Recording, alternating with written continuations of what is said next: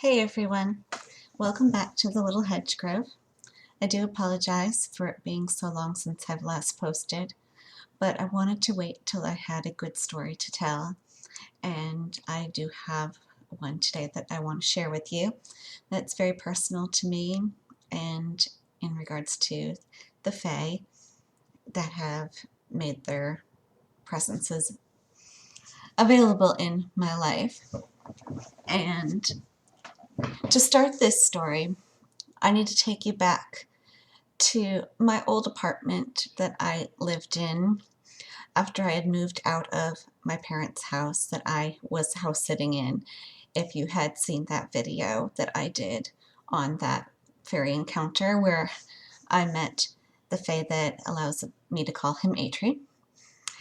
And way back when I was first at this apartment and he was there and I first started channeling there was this wonderful, amazing tree. Yes, this is going to be a bit of a tree face story, but there was this wonderful, amazing tree that I would always see outside my bedroom window when I was there at the apartment, and it became an old good friend to me where I would just, sometimes you go through a lot of things in life, and I was dealing with a lot of heartache at that time in my life as well. And when I would look out my window, I would see this amazing, beautiful tree. And it wasn't just that the tree was there, and this is the actual tree in the picture. It wasn't just that the tree was there, and as you can see, it looks pretty majestic just as a tree against the lighting there by my apartment window. But when I would gaze up at it, I could sense that there were fae in that tree. I could see movements, little glimmers of light, kind of like energy. From what I've gathered from Faerie, who again is the fae that I am able to channel, he has told me that the light or the flickers of light and the glimmers of kind of like, it almost looks like that energy you think of if you've ever watched the movie Predator, when you can't see him, but you can see kind of like that see-through outline moving through the forest. It's kind of like that, actually. It's a lot like that. But anyway, I could see that moving in and around the tree and the branches, and this was not a tree. This were other fae that were up there in the tree. They were a little different. They didn't really speak to me like Faerie does, but I was very welcoming of their presence, and I felt that I was welcome among their presence there as well. And anyway, I can't explain how much I love this tree. And when I moved out of that apartment to the house that I'm in now, that's one of the things I actually missed the most was this tree and the presence of all those fae that were surrounding that tree there at the apartment. And like, I mean, I really, really missed it. Like, I honestly felt homesick for a long time after I first moved into this house that I'm in now, even though obviously this is a house, not an apartment, and it's much bigger and spacier for me to raise my boys who are now teenagers. And, obviously this is a much better place to be, but I have missed this tree so much.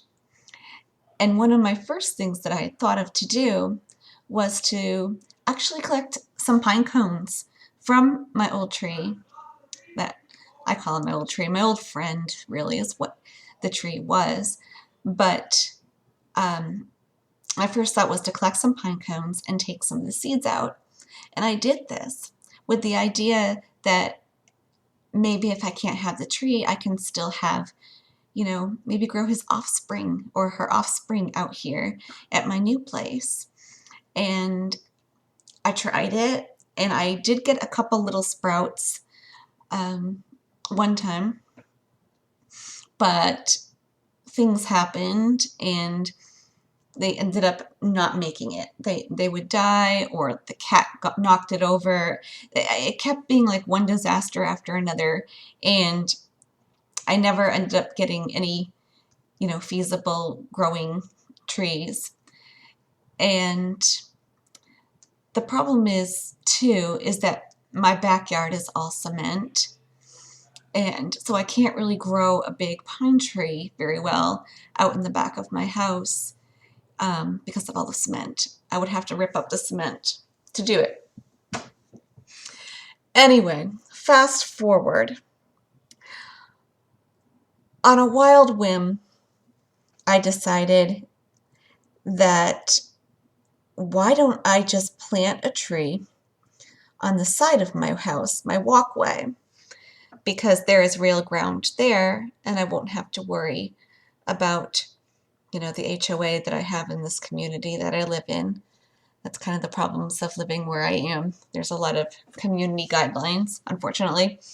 And I jumped on it. I absolutely jumped on it. I was already in my car at the time when I realized this, and I just pulled into the plant nursery and I went bolting. They were closing in 30 minutes. I went bolting back to where the tree section was, just looking and looking for these trees. And then I saw them.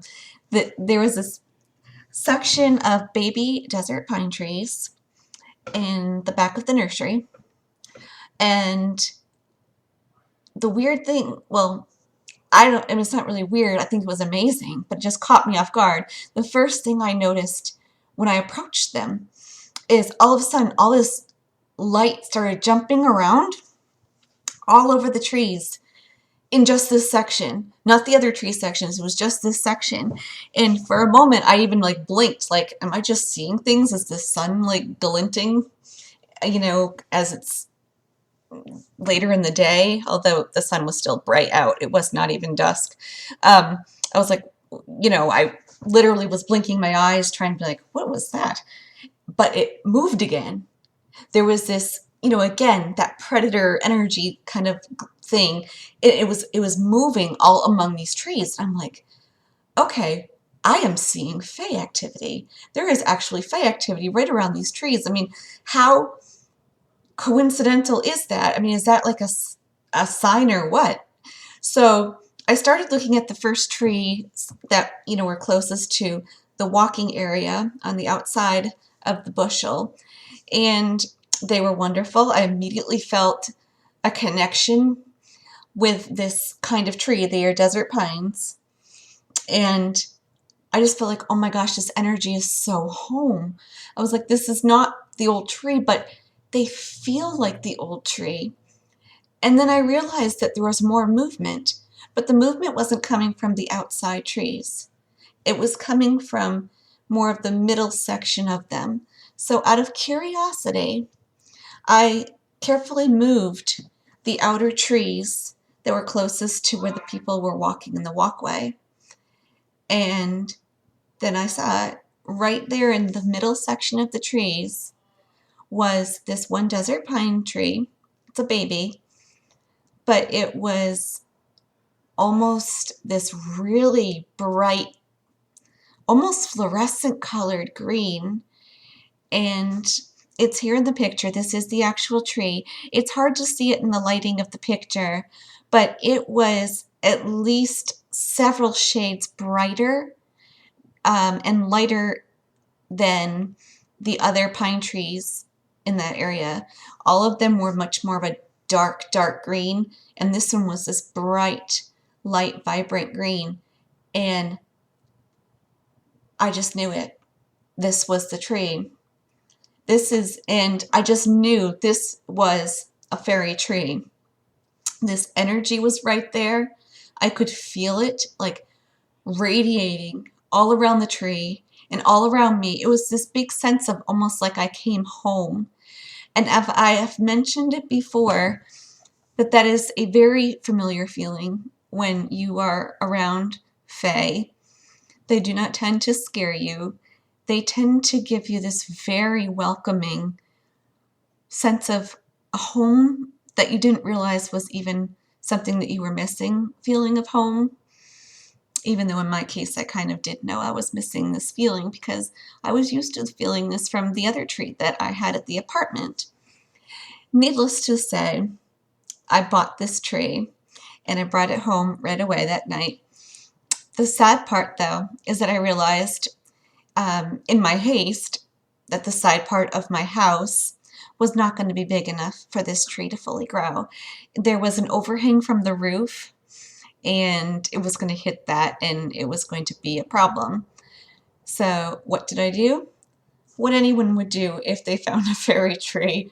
I decided I am going to hire somebody, even though it's probably going to cost me a fortune, and I am going to cut out a big, huge square of that pavement in the backyard and plant it there in the center, where you can kind of see in this picture I have a little pond to the side, but I've moved it all the way over to the other end of my yard, and I'm going to have this area cut out so this tree can grow in my backyard. And ironically, my bedroom window is right above that backyard. And when this tree does get big and its branches are there, I will hopefully be able to look out my window someday, my bedroom window, and see this tree standing there too, just like my other one. And to add to this story quickly, while I was out there doing all of the movement of the pond over to the other section of the area that I was talking about, I kept looking over at this tree, and there was crazy Fae activity all around this tree. It was not a one-time occurrence that I saw at the plant nursery. Literally, there was lights jumping all around. I even jumped once myself because I saw the skittering movement of like a shadow zipping right by me, and then light and movement of the branches, and I'm looking around and there is no birds, there was no animals, and I'm just like, I just know it's the Fae. They're all around this tree, and it just makes me feel so happy because I now have a fairy tree in my backyard, and I have obviously told them they are so welcome. I'm going to take very, very good care of their tree because it is their tree. Obviously, they have attached themselves to this tree well before I ever found it. And yeah, they're here. They came with it. And I am so happy to now have a backyard that is completely alive with Fae. And that is my story. Oh, and quickly to what I was saying earlier about what a tree says is really the lights and the movement that I kind of derailed on the whole predator visualization. What he has told me is that the light themselves are not actually the Fae in regards to that being their body or that even being their size and shape. He says that what you're seeing when you see lights and flickers and movements like that, it is their energy making kind of ripples into our like atmosphere. That's probably the wrong word, but trying to figure out a good way to word this. But it's kind of like you're seeing just energy movements. So those flickers are just like little kind of like echoes of their energy into our way of seeing, into our view through the veil, so to speak, if you want to put it that way. It has no indication on the size of what these Fae are, or you know, if they're flying or anything like that. It is just, the flicker is not them. The flicker is like little glimpses of their energy movements through the planes that just our visual eyes can pick up on. So if you do see anything like that yourselves while you're out in your garden or in your home, things like that, it can be a very telltale sign that you perhaps do have Fae activity in your home. But it is no way an indication that these are like little Tinkerbelly flickering little like bug-sized things, or, you know, whatever form or shape of, you know, light or movement that you're seeing in wherever you are. It has no bearing whatsoever, like I said, on their size or their form. It is just literally their specks of their energy that you're seeing flutter through the veil into our perceptions as they're moving around. Anyway, so that is it, and thank you for tuning in, and I will catch you next time. Have a great day.